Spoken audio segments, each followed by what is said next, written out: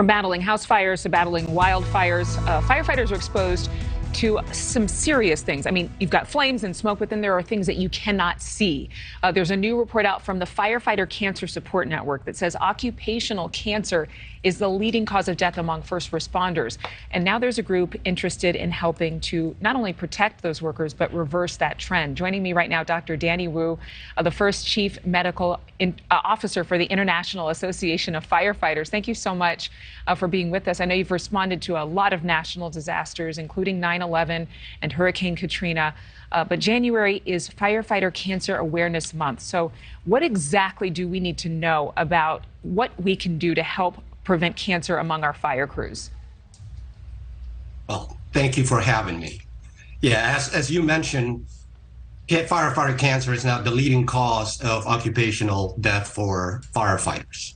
So during the month of January, via a resolution at a convention, the membership of the International Association of Firefighters decided to designate January as the month in which we're going to try to educate and make everybody aware of these risks. So not only firefighters, but their families, their loved ones, their friends, and the public at large, we all need to be aware of what these risks are, because it doesn't only impact us, it also impacts victims at fires. When we enter fire grounds and the products of combustion of today are a lot more synthetic man-made materials that burn hotter and more toxic, we all need to be aware of these hazards. And what can firefighters do about early detection? Because I would imagine a lot of them just keep plugging along and doing the work that they do every single day, just like all of us, but not necessarily prioritizing their health. Awareness, and that's the sole mission of the Firefighter Cancer Awareness Month.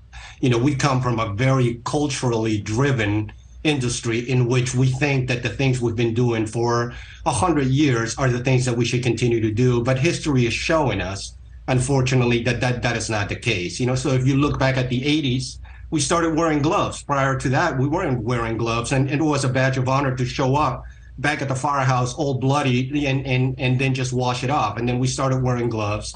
Then we started wearing masks, eye protection. Now we're looking into the microscopic chemical killers of firefighters. And these are these toxicants and these carcinogens. And we even found it in our bunker gear. There is a particular type of chemical known as PFAS, which is carcinogenic. And it's actually a known carcinogen to human. And we're trying to remove it from our PPE, and we found that, ironically, it's hard to do because the industry is resistant to do it. And at the IAFF, we're taking the charge and the lead in removing toxins such as this one from our PPE, because we've accepted a lot of the exposures that we have to take in the fireground in order to save a life, but we will never accept at the IAFF unnecessary exposures that are killing our brothers and sisters. Do you think that there's more attention on this now post 9/11, because it's been a years-long fight for the families of those who were there, the first responders who were exposed to all of that dust, and many of them getting cancer as a result of what they did to help save lives? So do you think that this will be easier to do, to raise awareness among firefighters as a result of that tragedy? I don't know if it would be easier, but it did bring it to the forefront.